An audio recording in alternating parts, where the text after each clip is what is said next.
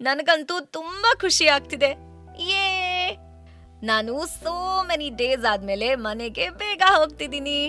Thank you friend ಅಂತ ಕಿಟಕಿ ಆಚೆ ನೋಡ್ತಾ ಹೇಳ್ದ. ಅವನ್ ಮಾತು ಇಂಚರ ಹಾರ್ಟ್ಗೆ ಟಚ್ ಆಗೋಯ್ತು. ಅವಳ ಬಾಯಿಂದ ಮಾತೇ ಹೊರಡ್ಲಿಲ್ಲ. ಛೆ, ಇಂಥ ಮುಗ್ಧ ಮಗುಗೆ ನಾನು ಒಳ್ಳೆ ಅಮ್ಮ ಆಗೋಕೆ ಸಾಧ್ಯನೇ ಆಗ್ಲಿಲ್ವಲ್ಲ ಅಂತ ಅವಳು ತುಂಬಾ ಗಿಲ್ಟ್ ಫೀಲ್ ಮಾಡ್ಕೊಂಡ್ಲು.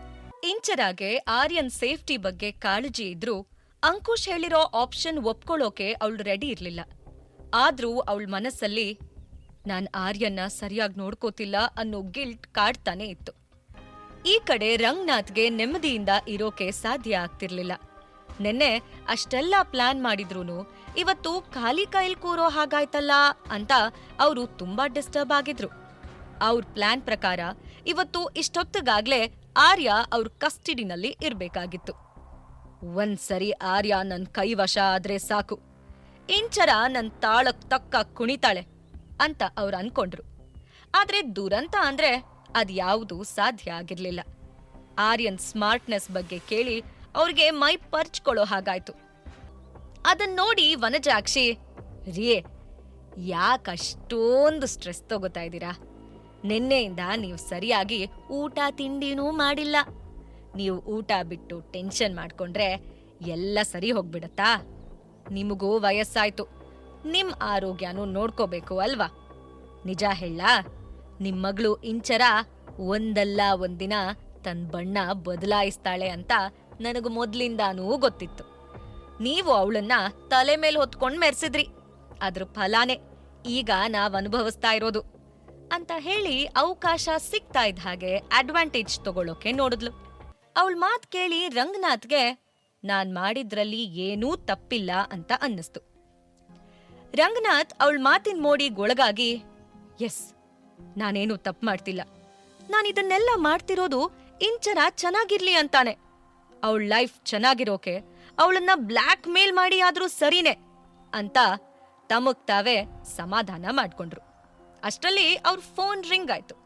ಫೋನ್ ಸ್ಕ್ರೀನ್ ನೋಡ್ತಿದ್ದ ಹಾಗೆ, ಅಯ್ಯೋ, ಕರುಣಾಕರನ್ ಯಾಕೆ ಕಾಲ್ ಮಾಡ್ತಿದ್ದಾರೆ?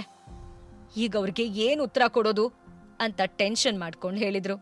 ಅದಕ್ಕೆ ವನಜಾಕ್ಷಿ, ಮೊದಲು ಕಾಲ್ ಪಿಕ್ ಮಾಡಿ, ಅವ್ರು ಡೆಫಿನೆಟ್ಲಿ ಇಂಚರ ಬಗ್ಗೆ ಅಪ್ಡೇಟ್ ಕೇಳೋಕೆ ಕಾಲ್ ಮಾಡಿರ್ತಾರೆ ಅಂದ್ಲು. ರಂಗನಾಥ್ ಹೆಸಿಟೇಷನ್ ಇಂದಾನೆ ಲಾಸ್ಟ್ ರಿಂಗಿಗೆ ಕಾಲ್ ಪಿಕ್ ಮಾಡಿ, ಹಲೋ ಸರ್, ಹೇಗಿದ್ದೀರಾ ಅಂತ ಕೇಳಿದ್ರು. ಅದಕ್ಕೆ ಕರುಣಾಕರನ್, ಏನ್ರಿ ರಂಗನಾಥ್, ಕಳೆದೋಗ್ಬಿಟ್ಟಿದ್ದೀರಾ? ಒಂದ್ ಕಾಲ್ ಇಲ್ಲ, ಮೆಸೇಜ್ ಇಲ್ಲ. I hope everything is well ಅಂತ ನಗ್ತಾ ಕೇಳಿದ್ರು.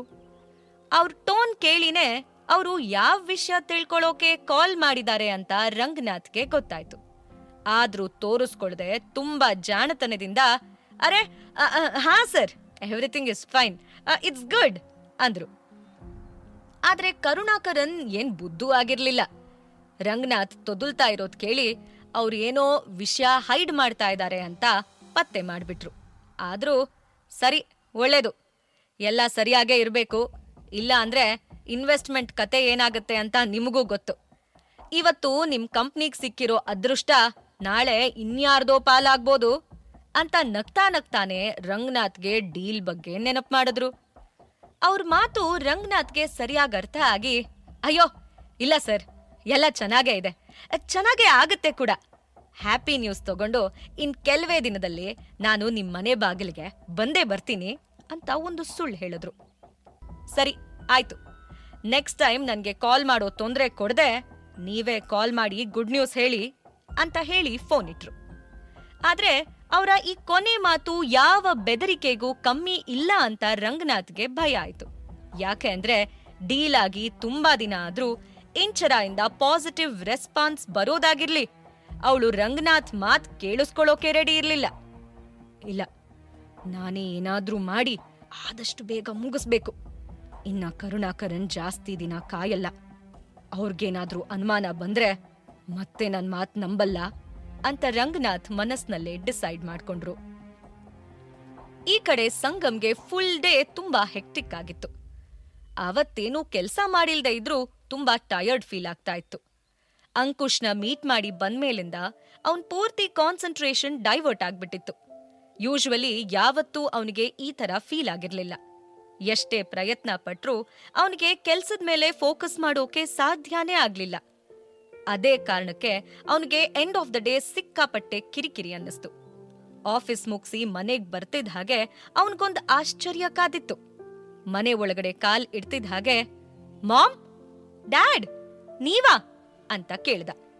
ವೇದಾವತಿ ಸಂಗಮ್ನ ಹಗ್ ಮಾಡ್ಕೊಳ್ತಾ, ಹ್ಞೂ ಕಣೋ, ನಿನಗ್ ಸರ್ಪ್ರೈಸ್ ಕೊಡೋಣ ಅಂತ ಹೇಳ್ದೇನೆ ಬಂದ್ವಿ ಅಂತ ಹೇಳಿದ್ರು. ಆಗ ಸಂಗಮ್ ಶಾಕಿಂದ, ಆದ್ರೆ ನೀವು ಇನ್ನೊಂದೆರಡು ದಿನ ಬಿಟ್ಟು ಬರೋರಾಗಿದ್ರಿ ಅಲ್ವಾ ಅಂತ ಡಲ್ ವಾಯ್ಸಲ್ಲಿ ಹೇಳ್ದ. ಅವನ್ ಮನಸ್ನಲ್ಲಿ ಈಗ್ಲೂ ಆರ್ಯನ್ ಬಗ್ಗೆನೆ ಚಿಂತೆ ಇತ್ತು. ರಮೇಶ್ ವೇದಾವತಿ ಕಡೆ ನೋಡಿ ನಗ್ತಾ, ಹಾ, ನಮ್ ಕೆಲ್ಸ ಬೇಗ ಮುಗೀತು, ಅದಕ್ಕೆ ಬೇಗ ಬಂದ್ಬಿಟ್ವಿ ಅಂತ ಹೇಳಿದ್ರು. ಅವ್ರ ನಗು ನೋಡಿ ಸಂಗಮ್ಗೆ ಒಂಥರ ಅನ್ಸಿ, ಅಂಥದ್ದೇನ್ ಕೆಲ್ಸ ಆಯ್ತು ನಿಮ್ಗೆ ಅಂತ ಕೇಳ್ದ. ಅದಕ್ಕೆ ರಮೇಶ್ ಸ್ಮೈಲ್ ಮಾಡಿ, ನಿನ್ ಮದ್ವೆ ಕೆಲ್ಸ ಅಂದ್ರು. ಅವ್ರ ಮಾತ್ ಕೇಳಿ ಸಂಗಮ್ ಶಾಕಲ್ಲಿ, ಏನೋ ಏನ್ ಹೇಳ್ತಿದ್ದೀರಾ ನೀವು ಡ್ಯಾಡ್ ಅಂತ ಕಿರಿಚ್ದ. ಆಗ ವೇದಾವತಿ, ಅಯ್ಯೋ ನೀವ್ ಸುಮ್ನೆ ಇರ್ರಿ, ಪಾಪ ಮಗ ಭಯ ಪಟ್ಬಿಡ್ತಾನ್ ನೋಡಿ. ಸಂಗಮ್, ನಿಮ್ಮಪ್ಪನ್ ಬುದ್ಧಿ ನಿನಗ್ ಗೊತ್ತಿಲ್ವೇನೋ, ನಿನ್ ಕಾಲೆಳಿಯೋಕೆ ಏನಾದ್ರೂ ಹೇಳ್ತಾನೆ ಇರ್ತಾರೆ. ನೀನ್ ಮೊದಲು ಬಾ ಕೂತ್ಕೊಂಡು ರಿಲ್ಯಾಕ್ಸ್ ಮಾಡು ಅಂತ ಹೇಳ್ತಾ ರಮೇಶ್ ಕಡೆ ನೋಡಿ ಸುಮ್ನಿರಿ ಅಂತ ಸನ್ನೆ ಮಾಡಿ ಸಂಗಮ್ ಕೈ ಹಿಡಿದು ತಾವೇ ಕರ್ಕೊಂಡ್ ಹೋಗಿ ಸೋಫಾ ಮೇಲ್ ಕೂರ್ಸೋಕೆ ಟ್ರೈ ಮಾಡಿದ್ರು. ಆಗ ಸಂಗಮ್ ಕೋಪದಲ್ಲಿ, ಮಾಮ್, ಏನ್ ನಡೀತಿದೆ ಹೇಳ್ತೀರಾ ಯಾರಾದ್ರೂ? ಡ್ಯಾಡ್ ಯಾಕೆ ಮದ್ವೆ ಅಂತೆಲ್ಲ ಹೇಳ್ತಿದ್ದಾರೆ, ಯಾರ್ ಮದ್ವೆ ಅಂತ ಕೇಳ್ದ. ವೇದಾವತಿ ಮಾತ್ ಮುಂದುವರಿಸಿ, ಅದೇ ಅಯ್ಯರ್ ತಮ್ಮ ಮಗಳ್ ಜಾತಕ ಕಳ್ಸಿದ್ರು. ನಿನ್ ಜಾತಕನೂ ಅವ್ರ ಮಗಳು ಚಾರ್ವಿ ಜಾತಕನೂ ತುಂಬಾ ಚೆನ್ನಾಗ್ ಮ್ಯಾಚ್ ಆಗತ್ತೆ. ಅದಕ್ಕೆ ನೀನು ಚಾರ್ವಿ ಇಬ್ರು ಒಂದ್ಸಲಿ ಮೀಟ್ ಮಾಡಿ ಮಾತಾಡ್ಕೊಂಡ್ರೆ ಒಳ್ಳೇದು ಅಂತ ಅಯ್ಯರ್ ಅಂಕಲ್ ಹೇಳ್ತಿದ್ದಾರೆ. ಚಾರ್ವಿ ಅಯ್ಯರ್ ಅಂಕಲ್ ದೊಡ್ಡ ಮಗಳು, MBA ಮುಗಿಸಿ ಒಳ್ಳೆ ಕಂಪ್ನಿಲಿ ಜಾಬ್ ಮಾಡ್ತಿದ್ದಾಳೆ. ನೀವಿಬ್ರು ಪರ್ಫೆಕ್ಟ್ ಮ್ಯಾಚ್ ಆಗ್ತೀರಾ ಅಂತ ನಾವೆಲ್ಲ ಅನ್ಕೊಂಡಿದೀವಿ. ಅದನ್ನೇ ಮಾತಾಡೋಕೆ ನಾನು ನಿಮ್ಮಪ್ಪ ಚೆನ್ನೈಯಲ್ಲಿರೋ ಅಯ್ಯರ್ ಅವ್ರ ಮನೆಗ್ ಹೋಗಿದ್ವಿ ಅಂದ್ರು. ಅವನ್ ಕೋಪದಿಂದ, what are you saying ma'am?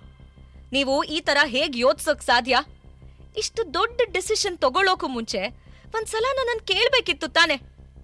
ನನ್ನನ್ ಕೇಳ್ದೆ ಅವ್ರನ್ನ ಮೀಟ್ ಮಾಡಿ ಮಾತುಕತೆನೂ ಮುಗಿಸ್ಕೊಂಡ್ ಬಂದ್ಬಿಟ್ರಾ ಅಂತ ಕೇಳ್ದ.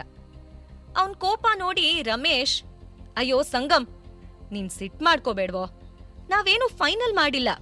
ಆಫ್ಕೋರ್ಸ್ ನಿನ್ ಹತ್ರ ಕೇಳೋಣ ಅಂತಾನೆ ಇದ್ವಿ, ಗಡಿಬಿಡಿಲಿ ಆಗ್ಲಿಲ್ಲ.